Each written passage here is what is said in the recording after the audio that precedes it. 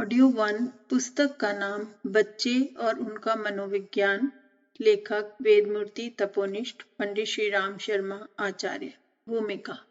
वर्तमान शताब्दी में जिस प्रकार राजनीति, अर्थ, समाज की कार्यपलट हो रही है, उसी प्रकार बालकों की शिक्षा के सिद्धांतों तथा प्रणाली में भी इन दिनों युगांतरकारी परिवर्तन हुए हैं। भारतवर्ष की अति प्राचीन गुरुकुलों की शिक्षा पद्धति की बात तो छोड़ दीजिए, जिनका संचालन सब प्रकार के ज्ञानों में पारंगत ऋषि महर्षि द्वारा होता था और जिसमें प्रत्येक बालक के व्यक्तिगत आंतरिक स्थिति व योग्यता को समझकर उसके लिए तदनुसार मार्गदर्शन किया जाता था।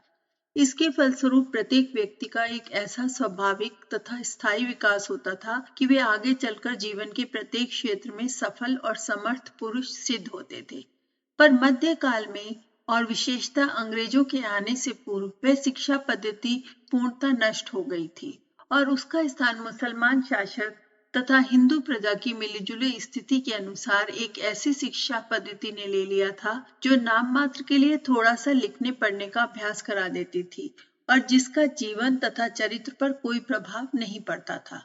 उस समय आप चाहे पंडितों को चटसार को देखते अथवा मौलवियों के मकतब का निरीक्षण करते, सर्वत्र यही दिखाई पड़ता था कि वे लोग छोटे छोटे 150 बच्चों को घेर कर वर्णमाला और संख्या तथा पहाड़े रटाया करते थे और उनके पढ़ाने का एकमात्र साधन छड़ी, थप्पड़ और कान ऐंठना था। वे न बालकों की मानसिक शक्तियों को जरा भी समझते थे और न विभिन्न श्रेणी व वातावरण के बालकों की योग्यता के अनुसार उनको कुछ ज्ञान था। पर गत शताब्दी से आरंभ से ही यूरोप में ज्ञान विज्ञान का जो नया दौर पैदा हुआ है, उसके फलस्वरूप वहां के अनेक विद्वान शिक्षा विज्ञान के क्षेत्र में भी नई नई खोजें व परीक्षण करने लगे थे। इसका कारण शिक्षा प्रणाली की कार्यपलट होने लगी। अंग्रेज शासकों द्वारा उसका प्रयोग इस देश में भी आरंभ हुआ और थोड़े ही समय में नए ढंग के स्कूलों व कॉलेजों की इस देश में स्थापना हो गई।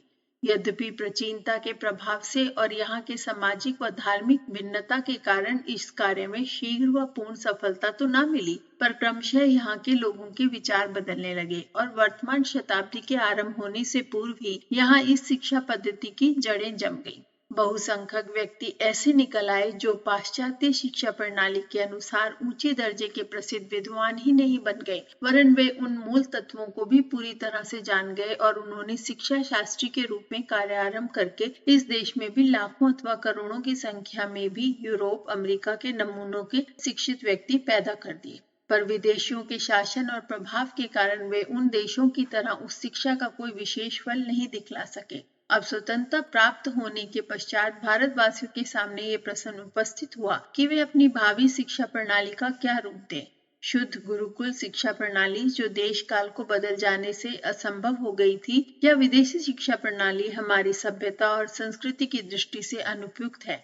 इसलिए आवश्यकता है कि उपर्युक्त दोनों पद्धतियों में से उपयोगी अंशों को ग्रहण करके समयानुकाल नवीन व लाभकारी पद्धति का निर्माण किया जाए। इसी उद्देश्य से प्रस्तुत पुस्तक में आधुनिक शिक्षा विज्ञान के आधार पर बालकों के मनोविज्ञान का विवेचन किया गया है और उस भारतीय वातावरण को अनुकूल बनाकर काम में लाने के लिए कुछ व्यवहारिक विधियां बतलाई गई हैं। आशा है ये प्रयत्न सब प्रकार के लिए पाठकों के लिए उपयोगी सिद्ध होगा।